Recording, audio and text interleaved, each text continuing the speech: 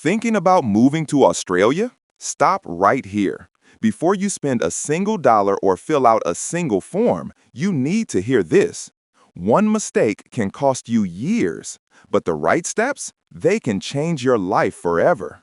Hey everyone, welcome back to the channel. If you're thinking about moving to Australia but don't know where to start, you're in the right place. In today's video, I'm going to walk you through everything you need to know, from visa types and eligibility to job hunting, cost of living, and life in Australia. Whether you're planning to study, work, or start fresh, this video will give you a clear roadmap so you can make smart decisions and avoid common mistakes. If you like the video, don't forget to hit the like button and subscribe so you don't miss out on more helpful videos. Let's get started. So, you're thinking about moving to Australia. Maybe you've heard about the amazing quality of life, the beautiful landscapes, or the high-paying jobs. Maybe you have friends or family already living there. Or maybe you're just looking for a fresh start somewhere that feels safe, stable, and full of opportunity. Whatever your reason is, moving to Australia is a big step, and there's a lot to know before you make the leap. This video is going to guide you through everything you need to know if you're seriously considering making Australia your new home. We'll talk about visa types, eligibility, jobs, cost of living, cities, cultural adjustment, and what to expect once you arrive. By the end of this video, you'll have a clear picture of what the journey looks like, from your home country to your new life in Australia. First things first, let's talk about visas. Australia has a structured and points-based immigration system, which means they give preference to applicants based on age, education, work experience, English language ability, and other factors. There are several types of visas depending on your purpose for moving. If you're coming to study, you'll need a student visa. It's called Subclass 500. This allows you to study full-time at an Australian institution and work part-time during semesters. A lot of people use the student visa as a pathway to permanent residency later. Just keep in mind that tuition fees for international students are high, and you'll need to show proof of funds. Then there's skilled migration, which is the most popular route for people looking to live and work in Australia permanently. The main visas under this category are Subclass 189, Subclass 190, and Subclass 491. Subclass 189 is a points-tested independent visa. It doesn't require state or employer sponsorship. Subclass 190 is state-sponsored, and Subclass 491 is a regional visa that encourages people to live and work in less populated areas. Your eligibility for these visas depends on your occupation being listed on Australia's skilled occupation list. If your job is in demand and you have the right qualifications and experience, you can submit an expression of interest through a system called Skill Select. The higher your point score, the better your chances of getting invited to apply. Points are calculated based on your age, English proficiency, education level, years of work experience, and other factors like Australian study or partner skills. Most people aim for at least 65 points, but realistically, you need more, closer to 85 or even 90 points to be competitive, especially in popular professions. To prove your English proficiency, you'll need to take a language test like IELTS, PTE, or TOEFL. Higher scores mean more points and also make your profile more attractive to employers or state governments.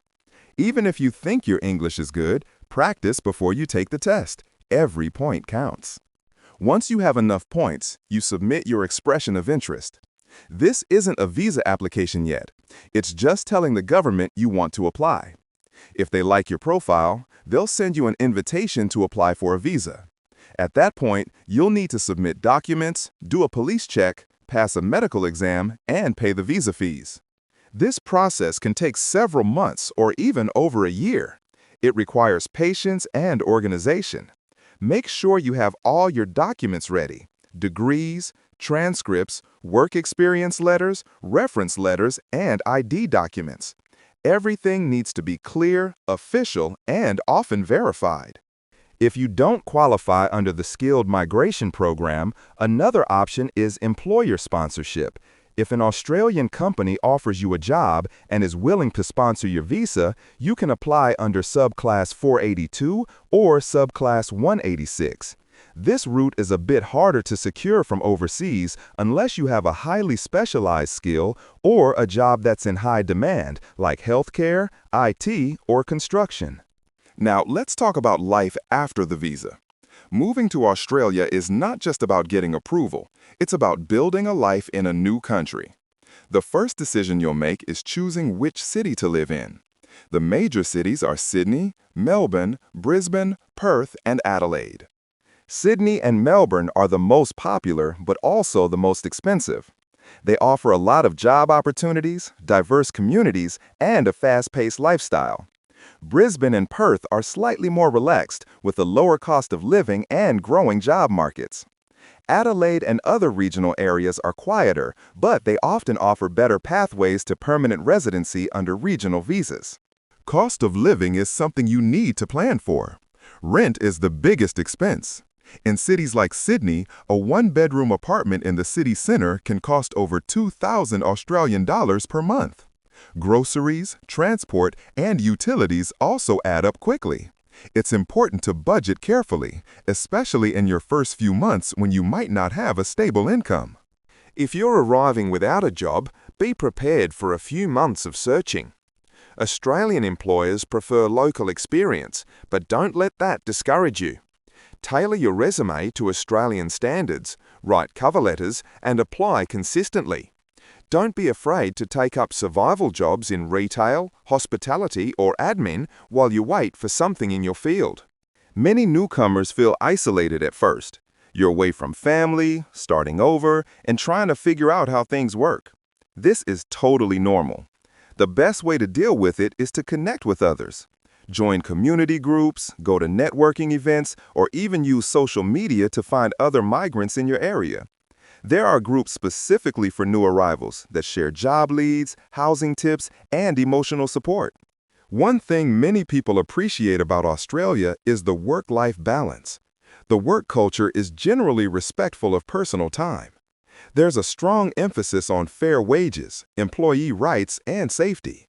It's not perfect, but compared to many countries, Australia offers a higher quality of life. Education and healthcare are also strong. Once you become a permanent resident, you have access to Medicare, which is Australia's public healthcare system. It's not fully free, but it covers most essential services.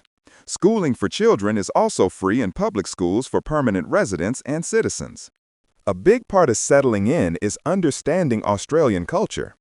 People are generally friendly, but also very independent. They value honesty, equality, and informality. Don't be surprised if your boss calls you by your first name or if people walk barefoot at the beach. Things are casual here. You don't need to dress too formally or act overly polite. Just be yourself, be respectful, and you'll fit in. Australia is a multicultural country. You'll find people from India, Pakistan, China, the UK, Vietnam, South Africa, the Philippines, and many other places. This diversity makes it easier to adapt, but also means you'll come across different values and perspectives. Keep an open mind, be willing to learn, and don't be afraid to share your own culture too. After living here for a few years, many people apply for permanent residency if they haven't already. This gives you more stability, rights, and access to services. After that, you can even apply for citizenship, which allows you to vote, get an Australian passport, and fully participate in civic life.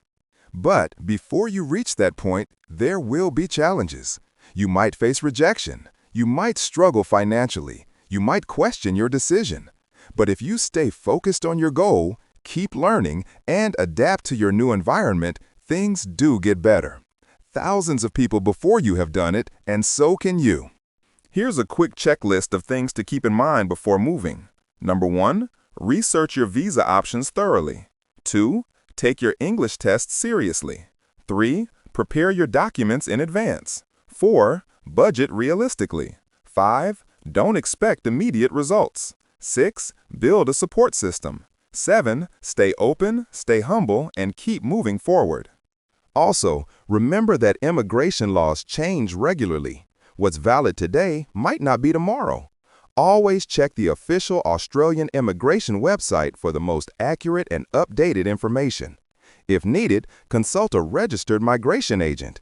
But be careful, there are many fake agents out there. Always check their credentials before you pay anyone. Moving to Australia isn't just about chasing money or a better job. It's about building a life that's safer, freer, and full of opportunity. It's a long process and not always easy, but for many, it's one of the best decisions they ever made. So if you're dreaming about Australia, don't just dream. Make a plan. Start preparing. Take the first step. It could change your life in ways you can't even imagine right now. Thanks so much for watching. I hope this video gave you a better understanding of the process and what life is really like in Australia. If you found it helpful, please like, subscribe, and share it with anyone else thinking about moving here. If you have any questions or want me to cover specific topics in future videos, leave a comment below. I love hearing from you. See you in the next video, and until then, take care and keep chasing your dreams.